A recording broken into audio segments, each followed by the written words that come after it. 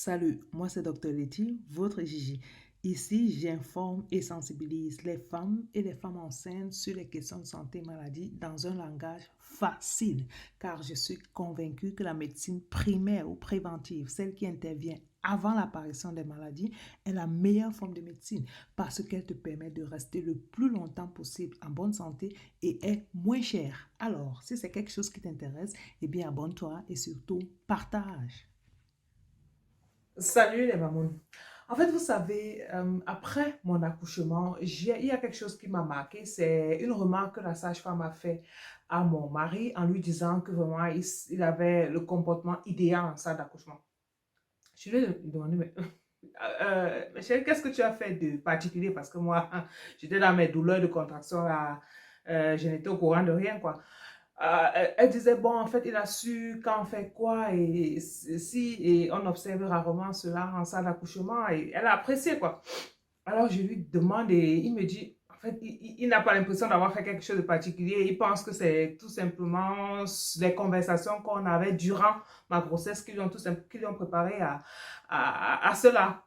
Alors, je me suis dit, ah, tiens, peut-être ça sera intéressant d'en parler à mes abonnés, à toi qui m'écoutes et qui me suis depuis des mois aujourd'hui et à qui je dis merci, à toi qui partage mes vidéos. Peut-être ça sera vraiment intéressant de t'en parler, comment préparer son partenaire à l'accouchement, comment préparer son partenaire à la grossesse. Il n'y a pas une formule magique. Je partage mon expérience et si ça peut aider, alors je m'en réjouirai. Tu sais, il y a quelque chose que j'ai observé pendant ma formation, mon séjour ici en Allemagne, c'est cette mentalité de l'anticipation qu'ils ont. Vraiment, ils essaient de préparer tout et d'anticiper sur tout.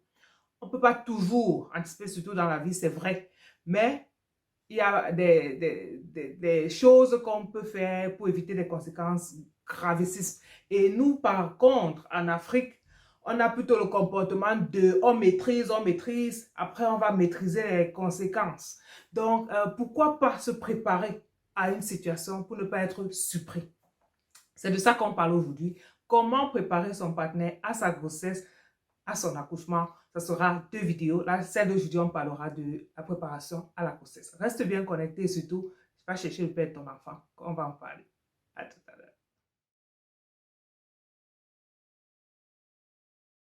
Comme je disais, aujourd'hui, on va parler de la préparation du partenaire à la grossesse. Parce qu'il faut dire, quand la femme est enceinte, c'est son corps qui passe par toutes ces étapes, par toutes ces étapes-là. En tant que gynécologue, j'en parlais avec les femmes, mais en tant que maman, je suis moi-même passée par là et il faut dire, il y a une grande différence. Alors, le partenaire, là, on lui dit ce par quoi on passe, mais il ne peut que se représenter. Il ne peut pas ressentir ça comme la personne qui passe par là.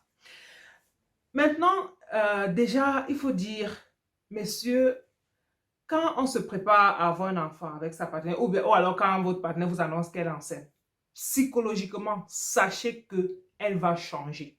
Sachez que son corps, son physique va changer. Il faut déjà une préparation psychologique par rapport à ça. Son corps va changer, ses habitudes vont changer, ses humeurs vont changer, il aura peut-être les sauts d'humeur, les troubles d'humeur ou un truc comme ça.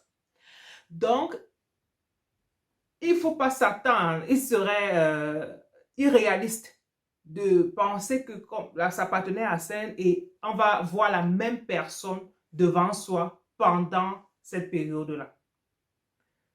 Ça, c'est déjà une chose très importante. Le corps physique d'une femme enceinte, ça change. Et même qu'elle accouche, ça change. Ça a besoin de beaucoup de temps pour revenir. Il y a même des changements irréversibles. Et là, il faut seulement accepter ça comme ça.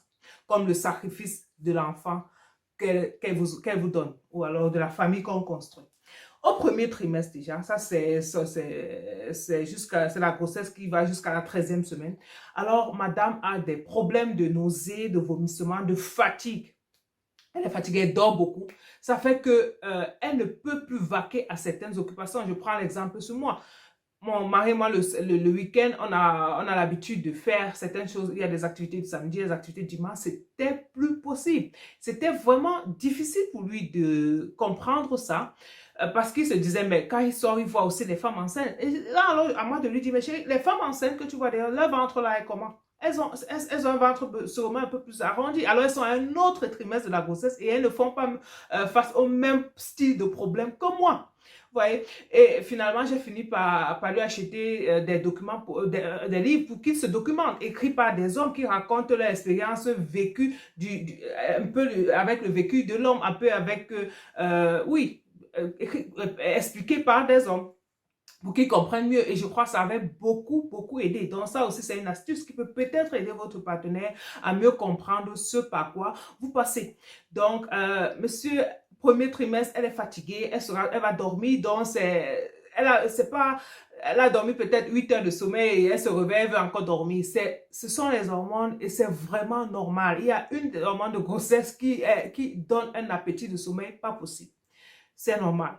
Ensuite, vient le deuxième trimestre. Ça, c'est pour la plupart des femmes, c'est le meilleur des trimestres. C'était aussi le cas pour moi. Parce que là, on retrouve son dynamisme, on retrouve son énergie, on n'a plus les nausées, c'est vraiment, c'est bien. On se sent encore bien. Ça sera peut-être pas le cas chez toutes les femmes. Il y a toujours des exceptions. On parle des généralités. Alors, il faut savoir aussi que l'appétit sexuel de la femme enceinte, c'est changeant. Parce que c'est plus, même si son corps veut, même si sa tête veut, le corps ne suit pas forcément. Surtout au premier trimestre où elle a les problèmes de nausées et de tout, ou encore au troisième trimestre où elle a mal au dos.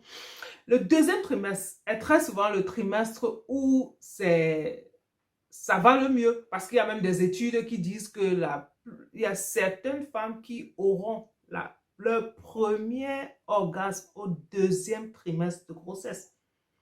Si c'est possible, alors, et s'il n'y a pas de contre-indication, il faut en profiter. Parce qu'il ne faut pas aller dire à votre épouse que Dr Laitier a dit que deuxième trimestre, il faut que... Non, non, non, non. Il y a des situations où la femme ne devrait même pas avoir des rapports sexuels. Un placenta prévia, elle saigne peut-être, ou elle a une menace d'accouchement prématuré, ou bien elle n'a pas envie. Alors, on va tout simplement respecter ça et parler avec elle.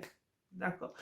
Voilà. Et après, ensuite vient le troisième trimestre de la grossesse. Le troisième trimestre de la grossesse où ça se fait vraiment de plus en plus ressentir. Le ventre est franchement arrondi. Et les femmes, elles ont franchement mal au dos. L'équilibre du corps est changé, elle n'arrive même plus à se courber pour même porter ses chaussures. Alors une femme qui se retrouve dans une situation pareille, tu ne vas pas attendre d'elle qu'elle ait fait le ménage, fait à manger et que tout soit comme c'était avant. Surtout mes chères madames qui avaient habitué vos époux à ne pas aider ou participer dans les tâches ménagères parce que en disant que c'est l'homme. Toi aussi, tu sors travailler. Maintenant, ce n'est pas une obligation, mais en conversation, surtout quand on se retrouve dans un pays où on n'a pas la famille, on n'a personne. Euh, les chers papas, les chers monsieur, je pense que la plupart des hommes aujourd'hui sont conscients et quand ils voient leur femme qui a besoin d'aide, alors si on demande aussi, ils le font. Donc, mesdames, les hommes ne communiquent pas comme nous. Quand ça ne va pas, il faut dire que ça ne va pas et que tu as besoin d'aide. Surtout à cette période-là. Et ça ne va pas s'améliorer avec la venue de l'enfant. Donc, monsieur, attendez, vraiment, si tu attends d'une femme à ce trimestre de grossesse, qu'elle fasse encore des trucs comme elle avait l'habitude de faire, c'est que même toi là, il y a un problème. C'est vraiment le moment de la soutenir avec les tâches ménagères. C'est une nerve. Parce qu'il y a les femmes qui ont aussi des difficultés à dormir la nuit. Hein, le dos qui fait mal, on ne sait plus quelle position prendre. Le bébé qui bouge dans le ventre. La fatigue, elle est tellement fatiguée. Alors, plus possible de tenir la maison complètement propre. C'est pas qu'elle est paresseuse, ça ne vaut pas la peine de lui lancer les paroles. Non, c'est plutôt de l'aider. Donc, maintenant, il faut déjà commencer à préparer cela avant pour que le partenaire sache dans quoi on est en train de s'aventurer et qu'on ne se sente pas surpris quand la situation est arrivée. Donc, ça, c'était ça pour le troisième trimestre de la grossesse. Et quelque chose qui est aussi vraiment bien, c'est d'accompagner madame aux visites prénatales, les pères. Accompagner-la aux visites prénatales, que vous aussi, vous puissiez comprendre ce qu'on dit là, comment ça se passe, comment est-ce que la grossesse évolue. Même si vous allez en salle d'attente et vous avez l'impression que vous êtes le seul homme, eh bien, la prochaine fois, il y aura peut-être plus de 2 hommes ou 3. Je pense que c'est peut-être un problème de mentalité, quoi que ce soit. Mais ça montre à votre partenaire que vous êtes là et que vous la soutenez et qu'elle n'est pas seule. Parce que ce n'est pas une situation facile. Et elle est la seule qui la vit. Donc, ça, c'est la moindre des choses que vous pouvez faire. Savoir ce par quoi elle passe et la soutenir. C'était la première partie de cette vidéo sur comment préparer son partenaire à sa grossesse et à son accouchement.